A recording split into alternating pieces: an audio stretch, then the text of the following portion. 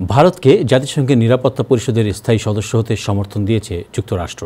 এ ব্যাপারে president Joe Biden ভারতের প্রধানমন্ত্রী নরেন্দ্র মোদীকে সমর্থন জানিয়ে বলেছেন, সংশোধিত জাতিসংঘের নিরাপত্তা পরিষদে ভারতের স্থায়ী সদস্যপদ সহ দেশটির গুরুত্বপূর্ণ কণ্ঠস্বর প্রতিফলিত করার জন্য যুক্তরাষ্ট্র বিশ্বব্যাপী সংস্থাগুলোর সংস্কারকে উদ্যোগকে সমর্থন করে।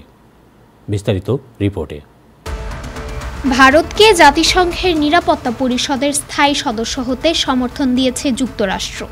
বর্তমানে জাতিসংঘের নিরাপত্তা পরিষদের স্থায়ী সদস্য 5 দেশ। সেগুলো হলো যুক্তরাষ্ট্র, চীন, ফ্রান্স, রাশিয়া ও যুক্তরাজ্য। গত কয়েক বছর ধরে এই তালিকার অংশ হতে বিশ্ব সংস্থাগুলোকে চাপ দিয়ে আসছিল ভারত। এবার সেই পদক্ষেপে সমর্থন দিয়েছে যুক্তরাষ্ট্র।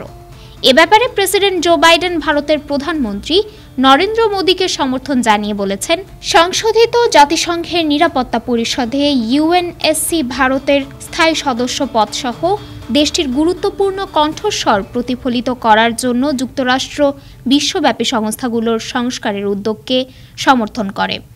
শনিবার ভারতের প্রধানমন্ত্রী মোদি, জাপানের প্রধানমন্ত্রী ফুমিও কিশিদা এবং অস্ট্রেলিয়ার প্রধানমন্ত্রী অ্যান্টনি আলবানিজ উপস্থিত থাকা কোয়াড লিডার্স সামিটে প্রেসিডেন্ট বাইডেন এ বিবৃতি দেন। প্রেসিডেন্ট বাইডেনের বিবৃতির পর কোয়াড নেতারা সদস্যপদ স্থায়ী এবং অস্থায়ী বিভাগে সম্প্রসারণের মাধ্যমে ইউএনএসসি সংস্কারের সমর্থন দেন।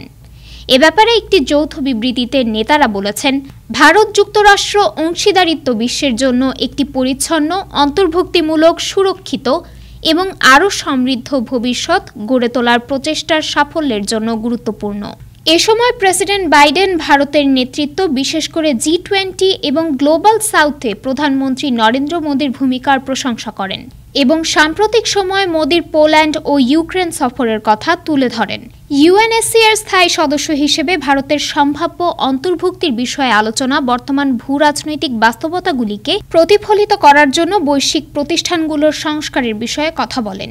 যদিও ভারত তার বৃহৎ জনসংখ্যা, প্রসারিত অর্থনীতি এবং আন্তর্জাতিক শান্তি রক্ষা ও কূটনীতিতে সক্রিয় ভূমিকা নিয়ে দীর্ঘকাল ধরে এই ধরনের সংস্কারের পক্ষে কথা বলে আসছে।